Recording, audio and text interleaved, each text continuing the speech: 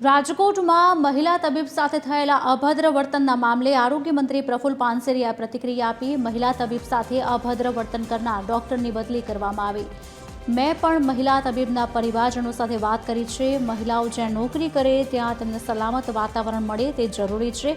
હવે સિનિયર જુનિયરના ઝઘડા બંધ કરવા જરૂરી, જેથી દર્દીઓ પર અસર ન પડે। આ નિવેદન આવ્યું। રાજકોટમાં ડૉક્ટર ક્રિશાબેન સાથે અભદ્ર વર્તન કરનાર ડૉક્ટરને તત્કાલ એક જ દિવસની અંદર ત્યાંથી એમને બીજા સ્થળ પર બદલી કરી દેવામાં આવ્યું છે।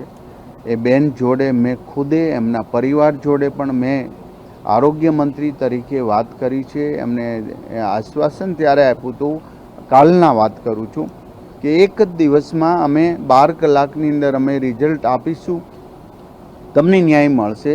તમે જે જગ્યાએ જોબ કરી રહ્યા છો ત્યાં એકદમ તમે સેફ ખુશીથી તમે જોબ કરી શકો। આ એક ડૉક્ટરને સાજે એવું વર્તન ન હતું, જે દુઃખદ વાત છે, અને અમારે આ એક્શન લેવા પડે છે એ પણ દુઃખદ વાત છે।